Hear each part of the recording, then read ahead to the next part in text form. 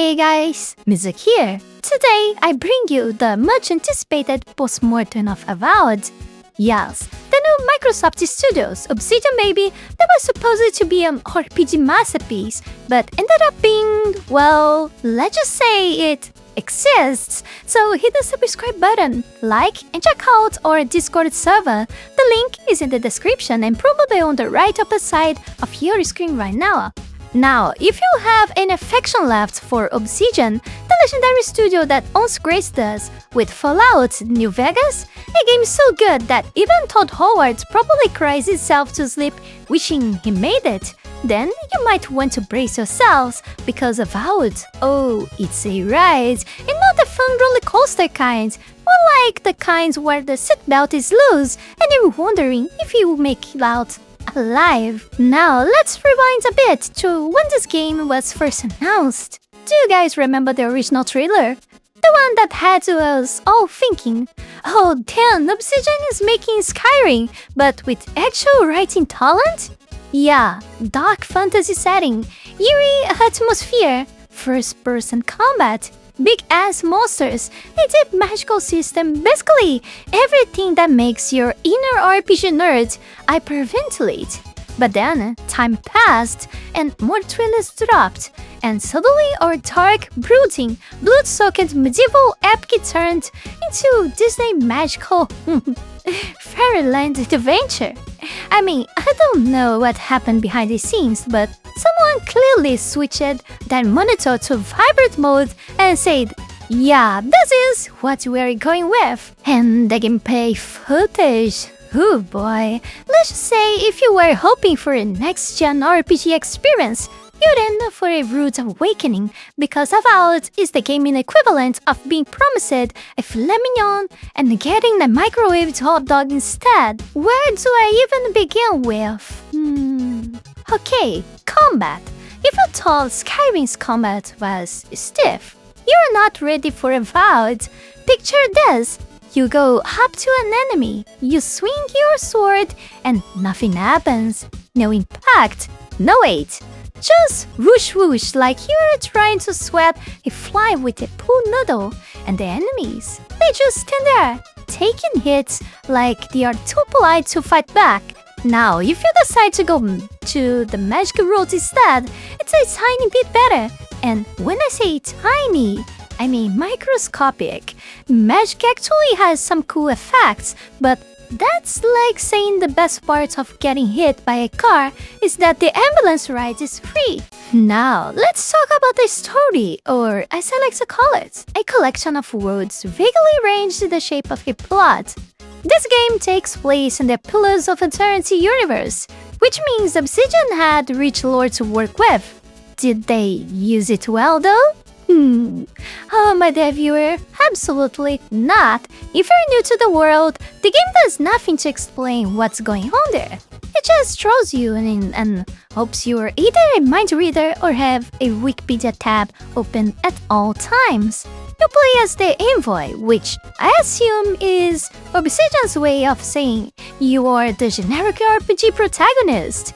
Your job to represent some big, powerful kingdom and investigate a mysterious plague that is turning people into zombies. Sounds cool, right?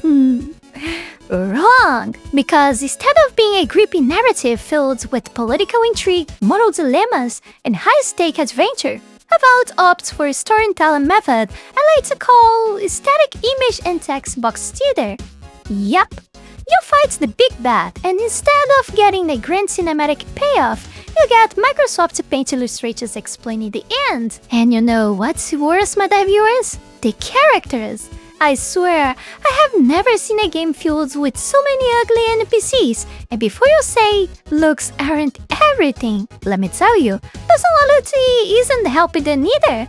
Every single companion is either painfully bland or aggressively annoying, like a group of people you regret inviting to your party. Oh, and let's not forget the cherry on top of all of this, the forced diverse and woke nonsense. Look, I'm all for representation, but when you've got non-binary deities dropping they/them pronouns on you every 5 seconds, it starts feeling less like world building and more like a Twitter thread.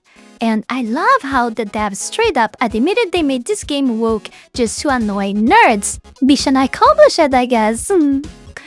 But hey, Mad Everywhere, maybe you're thinking, okay, the game is bad, but at least it's affordable, right? Wrong! This masterpiece of mediocrity will set you back around $60 in my country for the standard edition and $78 for the premium. That's right! You can either buy Avowed or take yourself on a nice dinner date while you eat your feelings after realizing you wasted your money.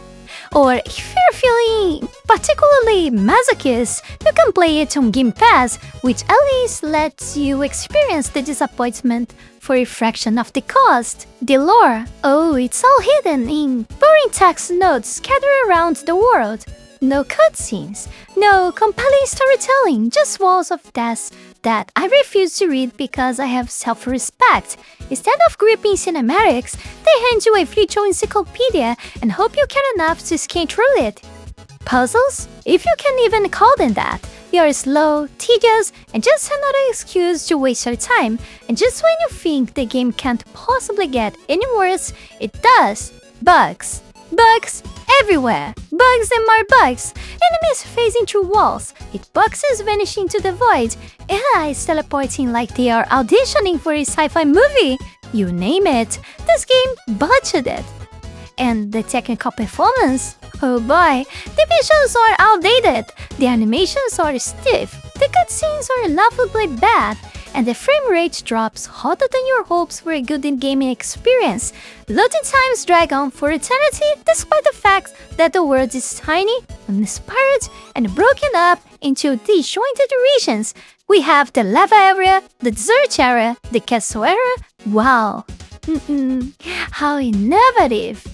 But multiplayer doesn't exist. Side quests, generic filler, multiple endings. Yes, but trust me, one playthrough is already too much. If you somehow have the willpower to push through everything this game throws at you, you might stretch the experience to 30, 40 hours. But why?